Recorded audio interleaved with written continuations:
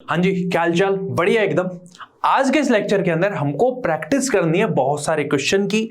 हमने जो पिछले लेक्चर किया था उसमें अपन ने कहीं ना कहीं फिनिश कर दिया था हमारा जो चैप्टर है सॉल्यूशन उसको। अब इस लेक्चर में हमको क्या करना है, इस पे बेस्ड क्वेश्चन को करना है, क्वेश्चन की प्रैक्टिस करनी है। और क्योंकि इंपॉर्टेंट क्या होता है किसी भी एग्जाम को क्रैक करने के लिए कि आपको क्वेश्चन की प्रैक्टिस बहुत ही अच्छी तरीके से करनी पड़ेगी। उसी के लिए अपन को यहां पर क्या करने हैं, क्वेश्चन की प्रैक्टिस करनी है। यहां पर मैंने ट्राई किया है कि मोस्ट ऑफ द चीजें जो है उनको ये क्वेश्चन टच कर ले कहीं ना कहीं। मतलब अगर मैं थोड़ा आपको ओवरव्यू दूं, हमने लेक्चर की शुरुआत कहां से करी, ठीक है। हमने ये सबसे पहले ये समझा कि यार सॉल्यूशन क्या होता है, ठीक है। सॉल्यूशन के बाद हमने समझा कि टाइप्स ऑफ सॉल्यूशन क्या होते हैं। उसके बाद हमने कंसंट्रेशन टर्म के बारे में डील किया। फिर मैंने आपको कंसंट्रेशन टर्म बताने के बाद में आपको मैंने राउट लॉ समझाया, मैंने आपको आइडियल सॉल्यूशन बताया, मैंने आपको नॉन आइडियल सॉल्यूशन भी बताया। और फिर हमने क्या पढ़ा, हमने कॉलिगेटिव प्रॉपर्टी के साथ में डील किया कि कॉलिगेटिव प्रॉपर्टी क्या होती है, कौन कौन सी कॉलिगेटिव प्रॉपर्टी होती है, किस प्रॉपर्टी को हम कॉलिगेटिव प्रॉपर्टी कह सकते हैं, किसको नहीं कह सकते, ठीक है। ऐसा ही होता है। फिर अपन ने क्या पढ़ा, फिर अपन ने आरएलबी भी पढ़ लिया था। फिर उसके बाद हमने क्या पढ़ा, हमने डिप्रेशन एंड फ्रीजिंग पॉइंट। उसके बाद में अपन ने कहीं ना कहीं जो एलिवेशन एंड बॉइलिंग पॉइंट है दैट वो भी अपन ने पढ़ लिया। उसके बाद अपन ने ऑस्मोटिक प्रेशर पढ़ा, ठीक है। उनको पढ़ने के बाद हमको ये लगा यार हमने पढ़ तो लिया कॉलिगेटिव प्रॉपर्टी, लेकिन कॉलिगेटिव प्रॉपर्टी में थोड़ा सा करेक्शन करने की रिक्वायरमेंट है, जिसको हमने किस टॉपिक के अंदर पढ़ा, एबनॉर्मल कॉलिगेटिव प्रॉपर्टी। तो एबनॉर्मल कॉलिगेटिव प्रॉपर्टी में आपको मैंने बताया कि एसोसिएशन के केस में वॉन्डर फैक्टर क्या होता है, डिसोसिएशन के केस में वॉन्डर फैक्टर क्या होता है। अब इस लेक्चर में हम यहाँ पर क्वेश्चन की प्रैक्टिस करेंगे। तो ऐसा करो, अपने पेन और कॉपी निकाल के रख लो और यहां पर स्टार्ट होने वाला है वंडरफुल लेक्चर जिसमें प्रैक्टिस करने वाले हम क्वेश्चन की। तो शुरुआत करते हैं। सबसे पहला क्वेश्चन है, देखो जरा पढ़ो क्वेश्चन को बहुत ही आसानी से। पेन को रख दो साइड में, कॉपी रख दो साइड में, क्वेश्चन को पढ़ो। सबसे पहले क्वेश्चन ये कह रहा अपन से कि the vapour pressure of two liquid, जहां पर हमारा पहला लिक्विड P है, दूसरा लिक्विड Q है। ओके, यहां तक चीज समझ में आई। जहां पर उनका हमको वेपर प्रेशर 80 और 60 दे रखा है, इसका मतलब उनकी प्योर फॉर्म में हमको वेपर प्रेशर दे रखा है। मतलब P नॉट P ये कितना है, 80 टॉर है, ठीक है। दूसरा क्या है, P नॉट Q, इसका कितना दे रखा है, तो 60 टॉर हमको गिवन है। ओके, यहां तक समझ में आई। The total vapour pressure of the solution obtain by mixing 3 mole. हमको और क्या इनिशियल कंडीशन, एक कंडीशन और क्या दे रखी है कि number of moles of Q and P यहां पर हमको गिवन है। कितने कितने हैं देखो जरा, 3 मोल किसके हैं, P के हैं, और 2 मोल किसके हैं, Q के। बताओ जरा इस क्वेश्चन को करेंगे कैसे। हमसे क्या पूछा है, P ऑफ द सॉल्यूशन, मतलब सॉल्यूशन का वेपर प्रेशर हमको निकालना है। तो बताइए जरा ये कैसे करें, क्वेश्चन को कैसे करें। एक रिलेशन पढ़ा होगा आपने, क्या कि P सॉल्यूशन जो है या राउट लॉ जिसको कहते हैं, that is equal to P not A x A plus P not B x B. भाई साहब ने कुछ नहीं किया है, यहां पर A की जगह P लिख दिया है, B की जगह Q लिख दिया है, उससे क्या ही फर्क पड़ रहा है। तो यहां पर क्या होगा, सिंपल ऑब्जर्वेशन है, सिंपल क्वेश्चन में P नॉट अपने पास में है, P नॉट P है, P नॉट B है, P नॉट B मतलब कहीं P नॉट Q भी है। तो ये दोनों चीज अपने पास में है। क्या चीज हमारे पास में नहीं है, हमारे पास में ये चीज और ये चीज नहीं है, जो कि है मोल फ्रैक्शन। अब मोल फ्रैक्शन निकालने के लिए फॉर्मूला पता होना चाहिए। मोल फ्रैक्शन कैसे निकाला जाता है, अगर मैं mole fraction of the P निकालना चाहता हूं तो वो कैसे निकालूंगा, उसके मोल डिवाइड बाई टोटल मोल, मतलब 3 + 2। इसका मतलब क्या हुआ, यहां पर ये हो गया है 3/5, जिसको हम क्या लिखते हैं, 0.6 लिख सकते हैं। इसका मतलब क्या है, मोल फ्रैक्शन ऑफ Q यहां पर निकल के आया 2/5, जो कि है 0.4। ये इसका मोल फ्रैक्शन है, और जो कि दोनों को अगर जोड़ देते 1 के बराबर होता है। अब क्या करना है, कुछ नहीं करना, सिंपल वैल्यूज पुट करते जाओ, अपने आप सॉल्यूशन का वेपर प्रेशर निकल के आ जाएगा। और आंसर क्या होगा, देखते हैं क्या निकल के आता है। तो P ऑफ द सॉल्यूशन बराबर यहां पर आया है 80 into mole fraction of the P कितना है, तो अपने पास में यहां पर निकला है 0.6 प्लस दूसरा क्या अपने पास में यहां पर 60 इंटू 0.4। तो कैलकुलेट करते हैं, इसका मतलब क्या हुआ 48, इसका मतलब क्या हुआ, इसका मतलब 24, और दोनों को जोड़ने के बाद में अपने पास में 72 टॉर वैल्यू निकल के आई है। देखो जरा इस तरीके का कोई ऑप्शन अपने पास में है या नहीं है, देखिए जरा आई थिंक अपने पास में एक ऑप्शन है जो कि है सी, यानी हमारा जो आंसर है वो क्या हो जाएगा, C is the correct answer. Clear है? क्या इस बात से एग्री करोगे? बहुत आसान क्वेश्चन था, कर लिया होगा आई थिंक आपने। ठीक है, एक बार आप देख लीजिए सॉल्यूशन कैसे करना है। आई थिंक आपको समझ में आ गई होंगी सारी चीजें। अब बढ़ते हैं आगे। दूसरा क्वेश्चन हमारे पास में है जिसको हमको करना है, बहुत ही आसानी से ये क्वेश्चन होगा। क्वेश्चन को तरीके से पढ़ना है।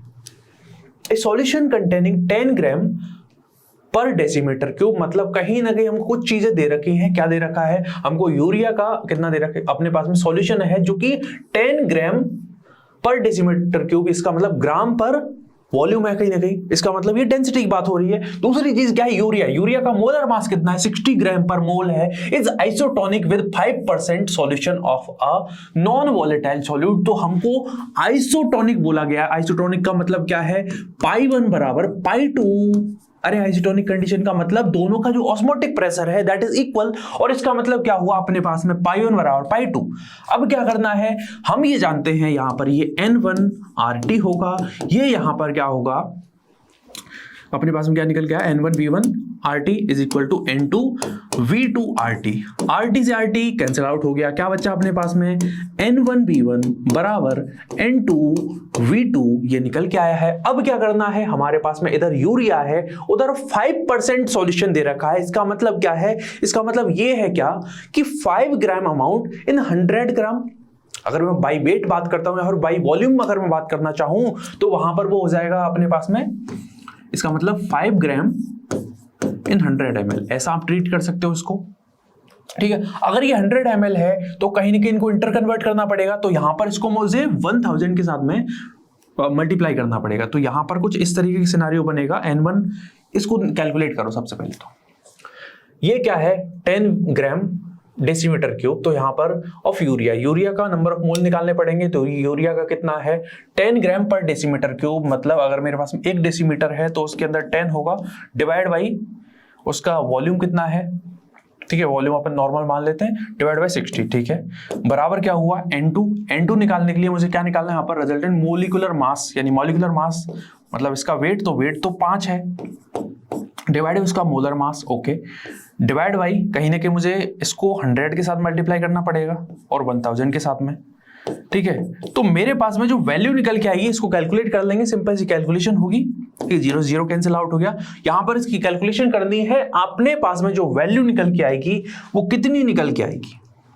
ठीक है, कितनी निकल के आएगी यहां पर रिजल्टेंट, ये 100 से 100 कैंसिल आउट, क्या बचा? 50।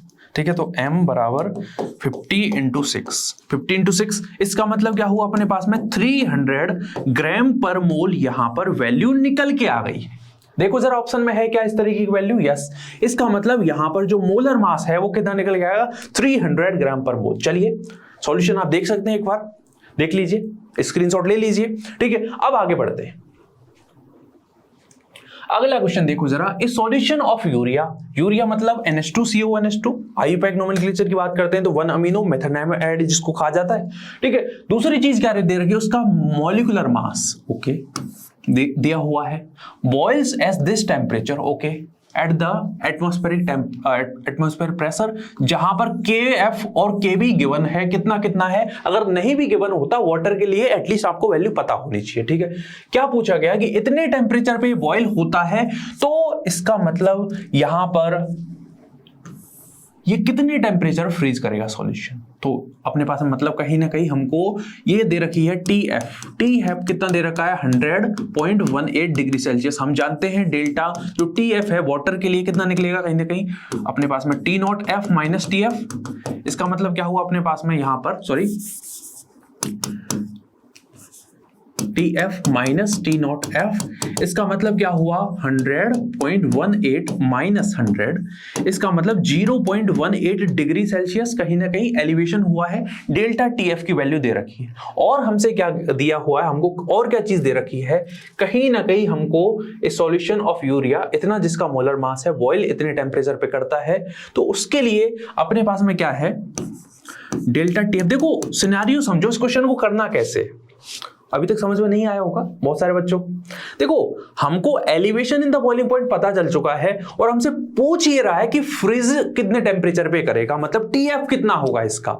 यानी अगर मैं दोनों फॉर्मूले को एक बार ऑब्जर्व करूं, डेल्टा टीएफ बराबर होता है केएफएम, ठीक है, और दूसरा फॉर्मूला है मेरे पास में डेल्टा टीवी बराबर केबीएम। तो देखो जरा, मेरे पास में सबसे पहली जो कंडीशन है, मेरे पास में ये वैल्यू है, मेरे पास में ये वैल्यू है, ठीक है, मुझे निकालनी क्या है, मान लीजिए ये वैल्यू निकालनी है, ठीक है, तो मैं किस पाथ से जा सकता हूं, मेरे पास में ये वैल्यू है और ये मेरे पास में यहां से निकल के आ जाए। कैसे? अरे इस इक्वेशन से अगर मैं इस इक्वेशन को 1 नाम देता हूं, इसको 2 नाम देता हूं, तो ये वैल्यू मेरे पास में है, ये मेरे पास में है, तो यहां से मैं मोलैलिटी निकालूंगा और मोलैलिटी को निकालने के बाद में यहां पर मोलैलिटी को पुट करूंगा और फिर ये वैल्यू निकाल लूं। समझ में आया? तो इस तरीके से क्वेश्चन को करना है, तो करते हैं जरा। तो यहां पर मेरे पास में क्या है, डेल्टा टीएफ बराबर के बी एम, ठीक है। डेल्टा टीवी टीएफ कितना है, सॉरी टीवी बोलना है इसको, टीवी कितना दे रखा है, डेल्टा टीवी कितना दे रखा है 0.18 अपॉन ये केवी कितना होता है 0.512 इज इक्वल टू एम। इसको जरा कैलकुलेट करते हैं और देखते हैं कितनी वैल्यू यहां पर निकल के आएगी।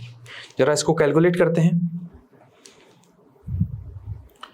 0.18 डिवाइड बाई 0.512 कितनी वैल्यू निकल के आई है, मोलैलिटी यहां पर निकल के आई है 0.351, ठीक है, ये वैल्यू निकल के आई है। अब क्या करना है, हमारे पास में दूसरा फॉर्मूला है डेल्टा टीएफ बराबर कितना है अपने पास में यहां पर रिजल्टेंट के एफ एम, ठीक है। अब वैल्यूज पुट करते हैं, के एफ कितना होता है 1.86 होता है इनटू 0.351, ठीक है। रिजल्टेंट क्या होगा हमारे पास में, जो T not F minus T F इस तरीके से होता कहीं ना कहीं, ठीक है। तो 0 माइनस टी एफ कितना हुआ ये इज इक्वल टू, अब इसको कैलकुलेट करते हैं, ये वैल्यू निकल के आएगी अपने पास में 0.654 डिग्री सेल्सियस और माइनस का आएगा, अरे देखो इसको मैं मल्टीप्लाई करता हूं 1.86 इंटू 0.351, यहां पर ये निकल के आई है 0.654 के आसपास, ठीक है। अब ये माइनस का है तो रिजल्टेंट माइनस इधर ट्रांसफर होगा और अपने पास में जो टीएफ है, जिस टेम्परेचर पे हमारा जो सॉल्यूशन है वो, या यूरिया का जो सॉल्यूशन है वो कहीं ना कहीं बॉईल करेगा 0.654 डिग्री सेल्सियस टेम्परेचर पे वो बॉईल करेगा, फ्रीज करेगा, है ना। कहीं ना कहीं डिप्रेशन हुआ है फ्रीजिंग पॉइंट में, तो ये चीज अपन को पता चल चुकी है। क्लियर है क्या? Elevation in the boiling point positive में आता है, depression in the freezing point 0 से कम चला जाता कहीं ना कहीं, ठीक है। मतलब अपने पास में जो फ्रीजिंग, जिस टेम्परेचर पे हमारा सॉल्यूशन फ्रीज करने वाला होता है, वो नॉन वोलेटाइल सॉल्यूट डालने के बाद में कहीं ना कहीं 0 से कम टेम्परेचर पे हमारा सॉल्यूशन फ्रीज करता है, इसी वजह से तो उसको डिप्रेशन फ्रीजिंग पॉइंट कहा जाता है। क्लियर है? सही आंसर क्या हो जाएगा, B is the correct answer. सही आंसर यहां पर बी हो गया। एक बार आप देख सकते हैं सारी कैलकुलेशन को, क्या मैंने सही की है, क्या कुछ गलती है, नहीं। चलिए, density of a 2.05 m solution of acetic acid in water is 1.02 gram per ml. The molality of the solution is, तो यहां पर ये बहुत ही आसान क्वेश्चन है, कर लेना है, कोई इसमें बड़ी चीज नहीं है, नॉर्मल सी कंडीशन है, सिंपल सा ऑब्जर्वेशन होगा, कुछ नहीं करना। अगर मैं सिंपल आपको तरीका बताऊं, देखो अपने पास मोलैलिटी का फॉर्मूला क्या, मोलैलिटी का फॉर्मूला क्या होता है, WB upon MB into VML, जो कि सॉल्यूशन का है, इंटू 1000, ठीक है। अपने पास मोलैलिटी का फॉर्मूला क्या होता है, मोलैलिटी बराबर WB upon MB into WA into 1000। तो क्या करना है, अगर मैं दोनों को डिवाइड कर दूं तो मेरे पास में यहां पर जो तरीका निकल के आएगा, मोलैलिटी मेरे पास में, मोलैलिटी है मेरे पास में, WB से WB कैंसिल आउट हो गया, MB से MB कैंसिल आउट हो गया, 1000 से 1000 कैंसिल आउट हो गया। बट डिफरेंस कहां पर आता है कि M अपॉन M बराबर WA अपॉन VML। क्या हमारे पास में सॉल्यूशन का वॉल्यूम है, सॉल्यूशन का वॉल्यूम है या नहीं है, 1.02 ग्राम पर ml। क्या हमारे पास में सॉल्यूशन का वॉल्यूम है, नहीं है, ठीक है। नंबर ऑफ मोल्स दे रखे हैं, तो सिंपल यहां पर क्या करना पड़ेगा, अपन को वेट, सॉल्यूशन का वेट जो सॉल्वेंट का है वो पुट करना है, वॉल्यूम का सॉल्यूशन पुट करना है, ठीक है। वॉल्यूम का सॉल्यूशन पुट नहीं, सॉल्यूशन का वॉल्यूम पुट करना है, ठीक है। और मोलैरिटी अपने पास में है, मोलैरिटी अपन निकाल सकते हैं, जो कि यहां पर निकल के आएगी 2.28 मोल पर केजी, ठीक है। मैंने आपको तरीका बता दिया कैसे करना है, बाकी सिंपल जो कैलकुलेशन है वो अपन कर सकते हैं, ठीक है। कुछ नहीं, डेंसिटी दे रखी है, डेंसिटी से अपन चीजें देखेंगे। अगर 1.02, अरे समझो 1.02 ग्राम है कहीं ना कहीं सॉल्यूशन, कितने ml के अंदर, 1 ml के अंदर। तो अगर मैं इसको 1000 के साथ मल्टीप्लाई कर दूं तो 1020 ग्राम होगा 1 लीटर के अंदर। इस तरह की चीजें करनी। अब ये क्या है, ये WA है, ये WA नहीं है, W सॉल्यूशन का है, ठीक है, W सॉल्यूशन का है। तो अपने पास में क्या करना पड़ेगा, W सॉल्यूशन बराबर WA प्लस WB होगा। तो कहीं ना कहीं अगर मुझे WA चाहिए तो मुझे 1020 माइनस करना पड़ेगा, जो यहां से मोलर, अब देखो 2.05 m का मतलब क्या है कि अगर मोलैरिटी को आप ट्रैक करते हो, मोलैरिटी को डिकोड करते हो, तो वहां पर यह पता चलता है कि अगर 2.05 m किसी भी सॉल्यूशन का मोलैरिटी है, इसका मतलब 2.05 नंबर ऑफ मोल प्रेजेंट है 1 लीटर सॉल्यूशन के अंदर। यहां से मैं WB निकालूंगा। कैसे निकालूंगा, मेरे पास मोल है 2.05 is equal to WB upon क्या चीज चल रही है, एसिटिक एसिड। एसिटिक एसिड का मोलर मास कितना होता है, 60। तो WB is equal to 2.05 into 60। तो इसको जरा करते हैं, 2.05 इंटू 60 123। तो यहां पर मुझे 123 घटाना पड़ेगा और यहां पर निकल के आएगा 1020 माइनस 123 897। ये इसका क्या निकल के आया है, कहीं ना कहीं WA निकल के आया है। तो अब क्या करना है, मोलैलिटी बराबर M upon WA into VML। ये कितना है 2.05 डिवाइड बाई 897 इंटू 1000 अगर मैं करता हूं तो मेरे पास में कितना निकल के आ रहा है, 2.05 इंटू 1000 डिवाइड बाई 897। तो मेरे पास वैल्यू निकल के आई यहां पर कितनी, 2.28 वैल्यू निकल के आएगी। इसका मतलब क्या है, यहां पर मोल पर केजी जो अपनी मोलैलिटी है सॉल्यूशन की वो निकल के आई है 2.28। ऐसे कर सकते हो। एक तरीका जो इसको बहुत सारे टीचर बताते हैं वो थोड़ा लेंथी प्रोसेस है, ऐसे कर देंगे, सिंपल सी ऑब्जर्वेशन है। ये रिलेशन आपको पता होगा पहले से, नहीं पता है तो मैंने डिराइव कर लिया। कैसे डिराइव किया, फॉर्मूले पता था मुझे। अब फॉर्मूले तो एटलीस्ट यार पता होने चाहिए। अगर हम जितने भी क्वेश्चन, जितने भी सॉल्यूशन के अंदर फॉर्मूले हैं वो हमारी ऑन टिप्स होने चाहिए। क्लियर है, आगे बढ़ते हैं। अगली चीज, अगला क्वेश्चन यहां पर देखते हैं। Concentrate aqueous sulphuric acid is 98% H2SO4 की बात चली है कहीं ना कहीं, by mass has a density of 1.80 gram per ml। ठीक है, volume of acid required to make 1 litre of 0.1 m H2SO4 solution is. तो यहां पर अपन को करना है, एज अ होमवर्क मैं आपको दे रहा हूं, इसका जो सही आंसर होगा, देखो मैंने आपको तरीका बताया हुआ है इस तरह क्वेश्चन करने का, तो यहां पर इसका जो सही आंसर है, मैं आंसर बता रहा हूं, ये इसका सही आंसर है, कर लेना, हो जाएगा। आगे बढ़ते हैं। एक अपने पास में अगर आइडियल सॉल्यूशन है, आइडियल सॉल्यूशन के लिए कौन सा स्टेटमेंट यहां पर गलत है, enthalpy change of mixing A and B is 0। तो आपको पता है आइडियल सॉल्यूशन के लिए जो डेल्टा H मिक्सिंग होती है वो कहीं ना कहीं 0 के बराबर होती है, तो सही स्टेटमेंट है। क्या पूछ रहा है, इनकरेक्ट पूछ रहा है।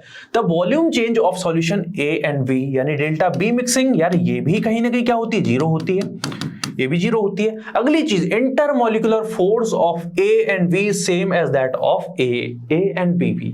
अरे यहां पर क्या होता है, दोनों कंपोनेंट की, जैसे अगर मेरे पास में यहां पर एक कंपोनेंट A है, ये कंपोनेंट B है, ठीक है, इसमें इंटरेक्शन होगी जिसको मैं कह रहा हूं AA इंटरेक्शन, यहां पर जो इंटरेक्शन होगी उनको क्या कहते हैं, BB इंटरेक्शन। अब दोनों को मिक्स कर दें अगर, ठीक है, तो क्या बना, AB सॉल्यूशन बना। और जो AB सॉल्यूशन बनेगा इसके अंदर नई इंटरेक्शन होगी विच इज AB, और जो AB इंटरेक्शन है कहीं ना कहीं बराबर होगी AA के और BB के। ठीक है, इसका मतलब क्या है, यहां पर आपको इंटरेक्शन में कोई चेंज नहीं मिलता, तभी तो आपको डेल्टा H मिक्सिंग जो है वो बराबर 0 मिलती है। अब लास्ट वाले स्टेटमेंट से मेरी उम्मीद है उसको देखा जाए। The entropy change of mixture A and B 0। यार कोई सा भी सॉल्यूशन हो, आइडियल सॉल्यूशन हो, मेरे पास में तो यार नॉन आइडियल सॉल्यूशन हो, कोई सा भी सॉल्यूशन हो, मुझे इस बात से लेना देना है ही नहीं कि वो आइडियल है नॉन आइडियल है। वहां पर डेल्टा S मिक्सिंग जो है, कहीं ना कहीं डेल्टा S मिक्सिंग बराबर यार पॉजिटिव में आती है कहीं ना कहीं। और डेल्टा जी मिक्सिंग के बारे में आपके क्या विचार हैं यार? इसका तो ईमान धर्म कुछ है ही नहीं, ये डिपेंड इस बात पे करती है, तो रिजल्टेंट नेगेटिव में वैल्यू आ जाएगी। क्लियर है क्या? ये चीज हमको समझ में आई या नहीं है? इसका मतलब सही जो स्टेटमेंट है, मतलब सही आंसर क्या है, स्टेटमेंट जो गलत है दैट इज डी। क्लियर? आगे बढ़ते हैं, अगला क्वेश्चन देखते हैं। अगला क्वेश्चन भी काफी आसान मुझे लग रहा है, आप कर लोगे इस क्वेश्चन को, आसान है। वांट ऑफ फैक्टर की वैल्यू निकालनी है। क्या क्या दे रखा है देखो जरा। वांट ऑफ फैक्टर सभी जानते हो क्या होता है? आई होता है, ठीक है। कैसे निकालोगे? तो अपने पास में the freezing point depression constant for water, नहीं भी बताते हमको पता रहता है, पता होना भी चाहिए। 1.86 डिग्री सेल्सियस पर मोलर, ठीक है। इफ 5 ग्राम Na2SO4, मतलब मुझे WB की वैल्यू कितनी दे रखी है? 5 ग्राम दे रखी है, ओके। अगली चीज यहां पर 45 ग्राम H2O के अंदर उसको मिक्स करा है, मतलब WA कितना है? 45 ग्राम है। और Na2SO4 अगर बोल दिया है तो Na2SO4 का मोलर मास भी लगे हाथ कैलकुलेट कर ही लेते हैं, क्योंकि मुझे मोलैलिटी निकालनी पड़ेगी यार, और मोलैलिटी के लिए मुझे मोलर मास भी चाहिए होता है। Na2SO4 है। एक सोडियम का मोलर मास कितना होता है? आपका हो गया सर 23, दो का कितना हो जाएगा? 46। एक सल्फर का कितना होता है? 32। एक ऑक्सीजन का कितना होता है? 16। चार का कितना होगा? 64, ओके। तो इसको जरा कैलकुलेट करो कितना हुआ ये अपने पास में। यहाँ पर ये और ये कितना? 110 और अपना यहाँ पर 142 मुझे लग रहा है। 46, 32 एंड 64 कितना आया? 0, 12, ठीक है।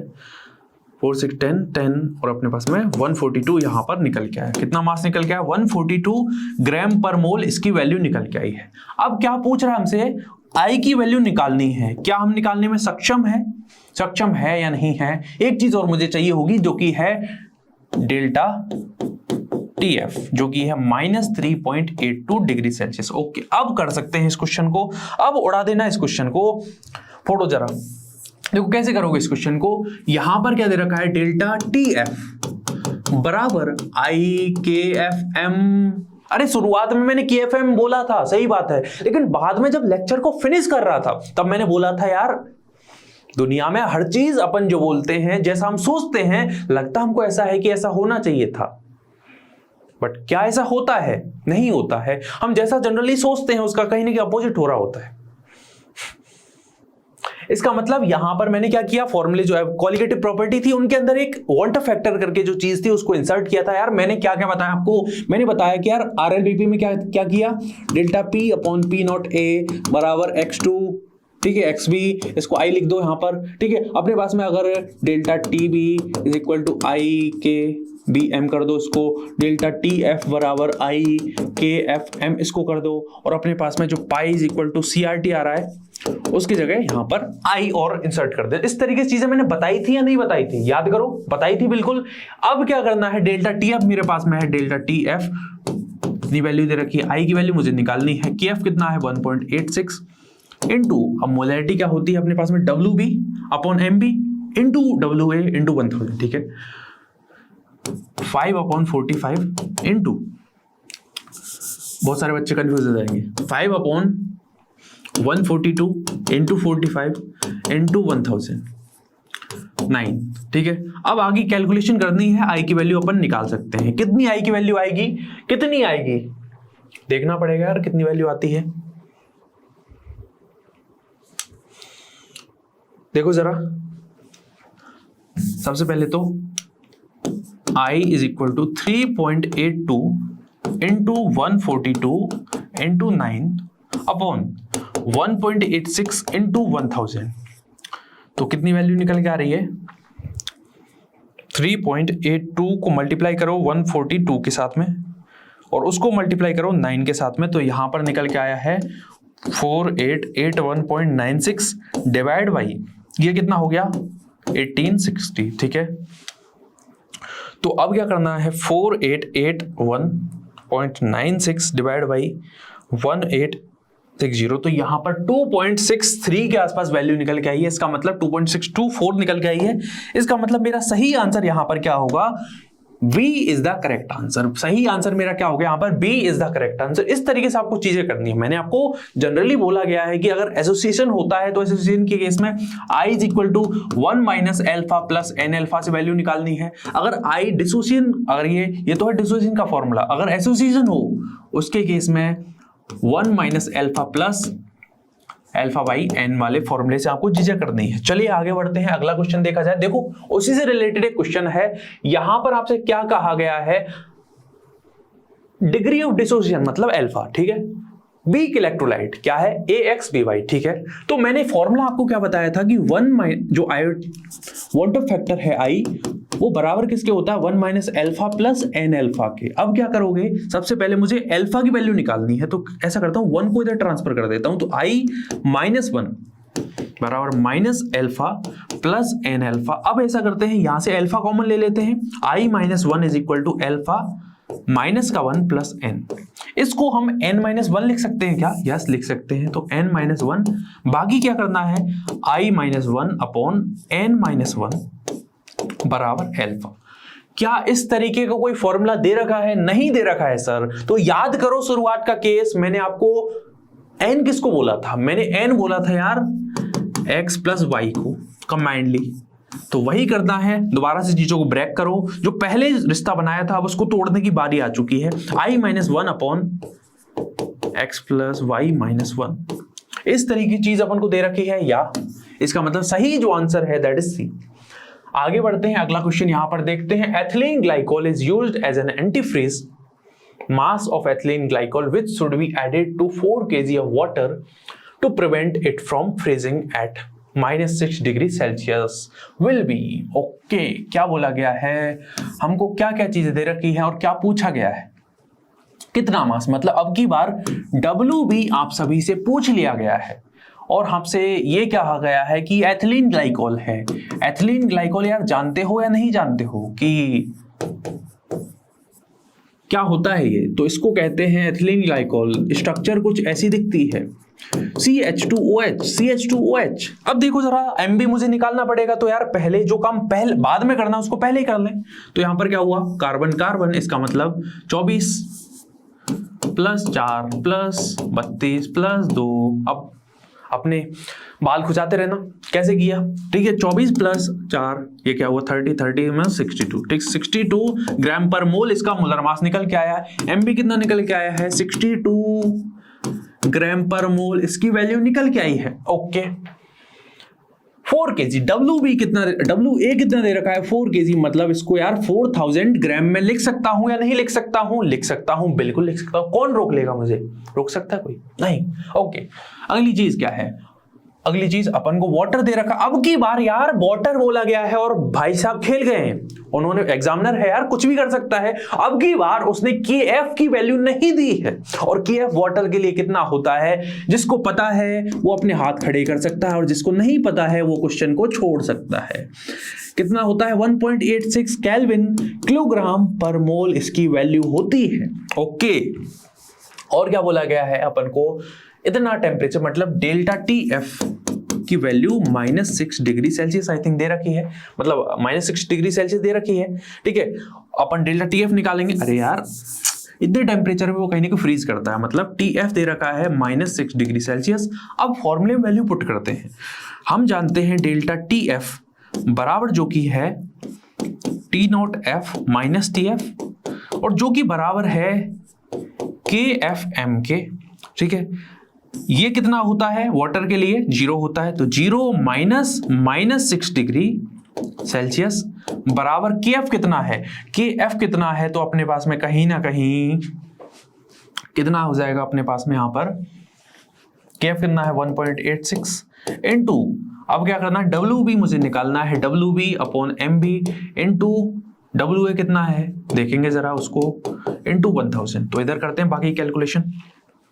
ये तो हो गया 6 बराबर 1.86 इनटू WB मुझे निकालना है इनटू 1000 डिवाइड बाई MB कितना है 62 इनटू WA कितना है 4000, कट गए आपस में। तो WB is equal to 6 into 62 into 4 divide by 1.86। क्या यहां पर हमको कुछ वैल्यू निकल के आ रही है? देखते हैं जरा कितनी वैल्यू निकल के आती है। 6 इंटू 62 इंटू 4 डिवाइड बाई 1.86, 800 यहां पर वैल्यू निकल के आ रही है। क्या ये सही है? हाँ, 804.32 यहां पर वैल्यू निकल के आएगी अप्रोक्स, मतलब अपने पास में यहां पर वैल्यू निकल के आ रही है 800, जो कि अपन अप्रोक्सीमेटली मान सकते हैं कितने हैं, 804.34 के आसपास है। ठीक है, ये वैल्यू निकल के आ रही है, मतलब सी इज द राइट आंसर। अब चलते हैं अगले क्वेश्चन की तरफ। अगला क्वेश्चन अपन देखते हैं, अगला क्वेश्चन हमसे क्या कह रहा है और उसको करना है। देखो ये क्वेश्चन बहुत ही आसान है, कंसंट्रेशन टर्म्स वाला जो क्वेश्चन है बहुत ही आसान होगा कहीं ना कहीं। ठीक है, आइसोटोनिक है, इस तरह क्वेश्चन में एक करा चुका हूं, दूसरा आप खुद कर लेना। सही आंसर यहां पर ये रहेगा, सही आंसर अपना ये रहेगा, कर लेना, हो जाएगा क्वेश्चन। मोलर मास पूछा गया है, इस तरीके के क्वेश्चन अपन पहले कर चुके हैं। अब आगे बढ़ते हैं। Vapour pressure of CH-Cl3 and CH-Cl2 कितने टेम्परेचर पे इतना इतना दे रखा है वेपर प्रेशर। ठीक है, अपने पास में और क्या दे रखी है, वेट दे रखा है। अपन को मोलर मास पता रहता है, सबसे पहले मुझे नंबर ऑफ मोल्स निकालने पड़ेंगे, और नंबर ऑफ मोल्स निकालने के बाद में आगे की प्रोसेस पता है कैसे करना। आउटलाइन समझो क्वेश्चन की। मेन काम ये है, वेट ऑफ द क्लोरोफॉर्म कितना है, 25.5 ग्राम है। Weight of the dichloromethane DCM जिसको कहते हैं, उसका कितना है, उसका है अपने पास में 40 ग्राम। क्या करना पड़ेगा, मुझे नंबर ऑफ मोल निकालने पड़ेंगे। Number of mole of chloroform, number of mole of CH2Cl2 किसके बराबर है, किसके बराबर है, तो 25.5 ग्राम डिवाइड बाई क्लोरोफॉर्म का जरा मोलर मास कैलकुलेट करें कितना आ रहा है। ठीक है, ये कितना है अपने पास में, 12 प्लस 1 प्लस 35.5 106.5। ठीक है, इतना आया। ठीक है, इसको जरा कैलकुलेट करो कितना हुआ है। अपने पास 13 और ये 119.5, ये इतना हो गया 119.5। ठीक है, अपने पास में दूसरा है 40 ग्राम डिवाइड बाई CH2Cl2। अब की बार क्या है, CH2Cl2, तो 12 प्लस 2 प्लस 71 कितना हुआ ये अपने पास में 14 मतलब 85 ग्राम पर मोल। कितनी वैल्यू निकली जरा कैलकुलेट करते हैं। 25.5 डिवाइड बाई 119.5, ये वैल्यू है 0.213। ठीक है, ये इसके मोल हैं, किसके, क्लोरोफॉर्म के। दूसरी तरफ अपन यहां पर 40 डिवाइड बाई 85 यहां पर निकला, जो कि है 0.470 मोल निकल के आए हैं। अभी तक हमने ये कैलकुलेट नहीं किया है कि इसके मोल फ्रैक्शन कितने हैं, तो लगे हाथ मोल फ्रैक्शन ही कैलकुलेट कर लेते हैं। जोड़ लेता हूं इसमें कितने हैं, 0.213 0.470 प्लस 0.213, ये कितना निकला है, दोनों का जो एडिशन है वो कितना है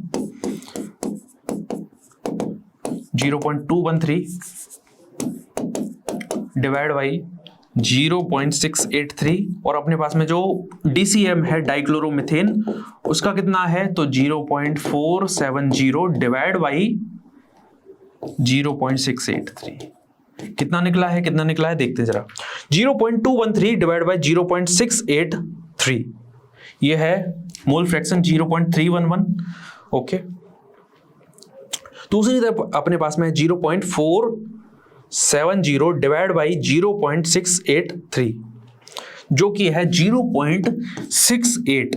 इसको 31 मान लेते हैं, या फिर इसको 32, इसको 68। ठीक है, इस तरीके से मान लेते हैं। अब आगे बढ़ते हैं, क्वेश्चन को करना है। अब मेन चीज जहां पर अपन को चीजें करनी है, क्या पूछा गया, कहीं ना कहीं सॉल्यूशन का वेपर प्रेशर पूछा गया होगा। सॉल्यूशन का वेपर प्रेशर पूछा गया है, कैसे करना है, बाकी कैलकुलेशन है, बस देखो कैसे करोगे। P ऑफ द सॉल्यूशन बराबर P0A XA plus P0B XB, ये फॉर्मूला पता है राउल्ट लॉ वाला। P0A कितना है, तो 200 इनटू इसका मोल फ्रैक्शन कितना है 0.32 प्लस अपने पास में यहां पर ये कितना है 415 इंटू 0.68। कैलकुलेट करते हैं कितना है, 200 इंटू 0.32, ये कितना है 200 इंटू 0.32 64 प्लस 415 इंटू 0.68, ये कितना है 282.2 प्लस 64, यहां पर वैल्यू निकल के आई है 346.2, यानी अप्रोक्सीमेटली अपन कितना मान लें, क्योंकि इसको अपन ने 31 माना था, अब 69 हो, तो उससे थोड़ा ऊपर नीचे हो गया है।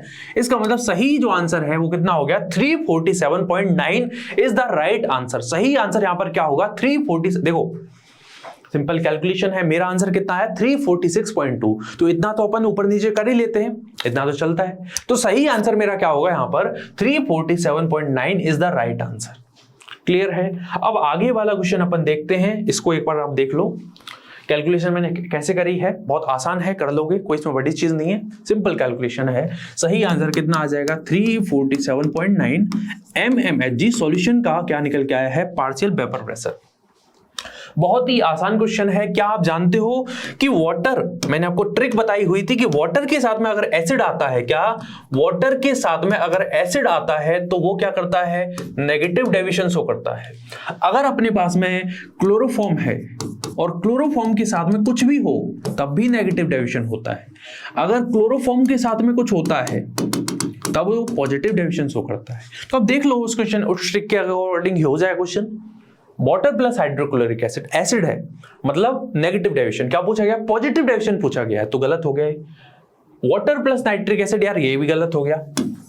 और ये तो फेमस एग्जांपल है कि क्लोरोफॉर्म और एसीटोन में क्या होती है हाइड्रोजन बॉन्डिंग होती है, और हाइड्रोजन बॉन्डिंग अगर हो गई इसका मतलब उसका वेपर प्रेशर क्या होगा कहीं ना कहीं कम हो जाएगा सॉल्यूशन का, और सॉल्यूशन वेपर प्रेशर कम हो गया, इसका मतलब जो केस निकल के आता है कि P is less than P not A XA plus P not B XB। समझ में आया कि नहीं आया? P A is less than P not A XA और PB is less than P not B XB। ये केस अपन को देखने को मिलता है। ये किसका केस है? नेगेटिव डेविएशन का केस है। तो एक एग्जांपल अपने पास में बच जाता है जो कि है बेंजीन प्लस मेथनॉल। अरे एल्कोहल के साथ में कोई चीज होती है कहीं ना कहीं तो अपन किस तरह से ट्रीट करते हैं उसको पॉजिटिव डेविएशन की तरह। तो सही आंसर मेरा यहां पर बी होगा। बाकी चीज अपन देख सकते हैं, ये ट्रिक आपको पहले से पता होगी। आगे का क्वेश्चन अपन देखते हैं, खुद को इस क्वेश्चन को करने का ट्राई करना, काफी आसान है। Na2SO4 किस तरीके से डिसोसिएट होगा? ये 2Na plus plus SO4 2 minus. यहां पर नंबर ऑफ आयन कितने हैं? 3। n की वैल्यू कितनी हो गई? 3 हो गई। हमको क्या निकालना है? हमको यहां पर क्या निकालना है कि calculate the molecular mass is want of factor निकालना है। ठीक है, वांट ऑफ फैक्टर निकालना है। तो I की वैल्यू अपन पता होती है कहीं ना कहीं डिसोसिएशन होगा ये वाटर के अंदर जाने के बाद में, तो 1 minus alpha plus n alpha. क्या करना है? 1 माइनस एल्फा प्लस 3 एल्फा कितना आएगा यहाँ पर? 1 माइनस और ये अपने पास में 3 का है तो रिजल्टेंट प्लस का 2 एल्फा यहाँ पर वैल्यू निकल के आ जाएगी। अरे ऐसे समझो इस बात को, ऐसे समझो अपने पास में 3 सेब थे, उनमें से आपने 1 सेब खा लिया, कितने बचे? 2। अरे 2 नहीं, 2 सेब बचे। आप समझ में आया? 1 प्लस 2 एल्फा यहाँ पे सही आंसर हो जाएगा। अरे जो एल्फा है उसको सेब की तरह ट्रीट करो। 1 सेब आपने खा लिया, 3 सेब आपके पास में थे, तो 3 सेब में से 1 सेब अगर खा लिया, कितने सेब बचे? 2 सेब बचे, 2 एल्फा बचे। क्लियर है? आगे बढ़ो। इसका क्या आंसर होगा कि अगर मेरे पास में कोई सॉल्यूशन है जिसकी मोलैरिटी सेम है, इक्विमोलर अगर सॉल्यूशन है, तो वहां पर उनका फ्रीजिंग पॉइंट और उनका क्या होगा कहीं ना कहीं उनका बॉइलिंग पॉइंट क्या होता है? सेम होता है। इसका मतलब सही आंसर इज डी। क्लियर है क्या? आगे बढ़ते हैं। इस क्वेश्चन को अपन को करना है, होमवर्क है, कर लेना, हो जाएगा क्वेश्चन। ठीक है, आगे बढ़ते हैं। चलिए, if molality of a dilute solution is doubled, ठीक है, मोलैलिटी अगर डबल करता हूं तो मेरे पास में डेल्टा TF जो होता है वो डायरेक्टली प्रोपोर्शनल होता है मोलैलिटी के। जिसको मैं खोलता हूं डेल्टा TF को तो मेरे पास में आता है KFM। क्लियर बात है? अगर मैं बात करूं KF का रिलेशन मोलैलिटी के साथ में, तो क्या आपने कभी देखा है क्या? अरे मैंने तो नहीं देखा, आपका मुझे पता नहीं। इसका मतलब दोनों में कोई रिलेशन है ही नहीं। तो उसको अगर बढ़ाओ, डबल करो, ट्रिपल करो, ट्रिपल करो, कितना भी करो, उससे कोई फर्क नहीं पड़ना। इसका मतलब क्या है? यहां पर वो अनचेंज रहेगा। क्या आंसर रहेगा? सी इज द राइट आंसर। आगे क्वेश्चन देखिए जरा कि the want of factor of a dilute solution for the strong barium oxide is. क्या है मेरे पास में, बेरियम हाइड्रोक्साइड, सॉरी, किस तरीके से डिसोशिएट होगा ये, Ba2+ 2OH-, कितने आयन बने हैं रिजल्टेंट, यहां पर अपने पास में आयन्स कितने बनेंगे रिजल्टेंट अपने पास में, इसके लिए वैल्यू कितनी हो जाएगी, 3 हो जाएगी। ठीक है, सही आंसर क्या होगा यहाँ पर, 3 इज द राइट आंसर। चलिए इस क्वेश्चन को भी आप कर लोगे, मुझे उम्मीद है बहुत ही आसानी से आप इस क्वेश्चन को लगा लोगे, बहुत ही आसानी से आप लगा लोगे। क्या दे रखा है, सिंपल सी चीजें हैं, आप निकाल लोगे इस क्वेश्चन को, कुछ नहीं, सिंपल सी तरीका है। क्या क्या दे रखा है आपको बता देता हूं। 5 ग्राम ऑफ अननोन सॉल्यूट, ठीक है, ओके 5 ग्राम है, मतलब आपके पास में W भी कितना है, 5 ग्राम है, dissolve in 295 gram solvent, okay, WA कितना है, 295 ग्राम है, ठीक है। मोलैलिटी एंड डेंसिटी, मोलैरिटी दे रखी है, सॉरी, M बराबर 0.05 m, डेंसिटी कितनी दे रखी है, 1.5 ग्राम पर cc, ठीक है, सेंटीमीटर क्यूब कितना दे रखा है, 1.5 ग्राम पर cc, ठीक है। मॉलिक्यूलर वेट पूछना है, MB बराबर कितना होगा, ये चीज अपन को निकालनी है, निकाल लोगे, सिंपल है, ठीक है, कैलकुलेट कर लोगे, बहुत आसान है। अब आगे बढ़ते हैं भाई साहब, यहां पर हमारा जितने भी क्वेश्चन प्रैक्टिस करने थे हमने कर लिए हैं। अब एक चीज है जो बहुत सारे क्वेश्चन बहुत सारे बच्चों के साथ में डिस्कस करना चाहूंगा, जिन्होंने हमारा ऐप डाउनलोड नहीं किया है, उन्हीं के लिए मैं बात करना चाह रहा हूं कि आपको सबसे पहले प्ले स्टोर से ऐप डाउनलोड करना है। जैसे ही आप उसको डाउनलोड करोगे आपको कुछ इस तरह की चीज दिखेंगी, आपको यहां पर अपना नंबर डालना है, मोबाइल नंबर, उसको डालने के बाद आपको यहां पर OTP दिखेगा, और OTP को डालने के बाद में अपन उसको वेरीफाई करेंगे, ठीक, कुछ जनरल डिटेल्स है। बहुत सारे ऐसे बच्चों के साथ में कुछ मतलब दिक्कत होती है, वो लोकेशन को ऑन नहीं करते हैं, तो लोकेशन को ऑन कर लेना, ठीक है, या फिर आप टाइप कर लेना जो भी लोकेशन है। अगर आप जयपुर से हो तो आपने जयपुर यहाँ पे टाइप कर दिया, आप दिल्ली से हो दिल्ली टाइप कर दिया, ठीक है, इस तरीके से टाइप कर लोगे, और बाकी जो जनरल डिटेल आप फिल कर देना। उसके बाद में अपन को क्या करना है, कोर्स कैसे एनरोल करना है, कोर्स के लिए एनरोल कैसे करना है, तो उसके बाद में जैसे उस डिटेल को आप भरोगे, आगे बढ़ोगे, वेरीफाई करोगे OTP वगैरह, आपको कुछ इस तरह की चीजें दिखेंगी। तो आपको कॉम्पिटिटिव वाले जो ये दिख रहा है कॉम्पिटिटिव एंड प्रोफेशनल एग्जाम, यहां पर आपको जाना है, उसमें जाने के बाद में आपको टॉपर्स नीट वाले ऑप्शन को टिक करना है और इसको सेलेक्ट करना है। नेक्स्ट आप जैसे ही जाओगे तो रिजल्ट आपको कुछ इस तरह की चीजें दिखेंगी, और आपकी जो आपको अगर केमिस्ट्री पढ़नी है, बायोलॉजी पढ़नी है, फिजिक्स पढ़नी है, अगर डॉक्टर बनना है तो तीनों चीज पढ़नी होंगी, तो उनको आप आसानी से चीजों को एक्सेस कर सकते हो। और यहां पर कुछ लिखा हुआ है 8,999, ये इसकी कोई कॉस्ट नहीं है, फ्री ऑफ कॉस्ट आपको चीजें मिलेंगी। बस आपको जो फ्री इजीली वाला जो कोड है वो अप्लाई करना है, और उसको अप्लाई करने के बाद में सारी चीजें आपको फ्री मिलने वाली हैं। फ्री का मतलब ये नहीं है कि आपको कुछ चीजों में कॉम्प्रोमाइज होगा, कॉम्प्रोमाइज कुछ नहीं होने वाला, चीजें आपको कमाल की मिलने वाली है, ठीक है। इस चीज का मैं आपको बिल्कुल विश्वास दिलाना चाहता हूं, और इसी के साथ मैं आपसे विदा लेना चाहूंगा। सॉल्यूशन चैप्टर को हमने टाटा बाय बाय कर दिया है। अब आने वाले लेक्चर में हम पढ़ेंगे इलेक्ट्रोकेमिस्ट्री के बारे में। Thank you very much.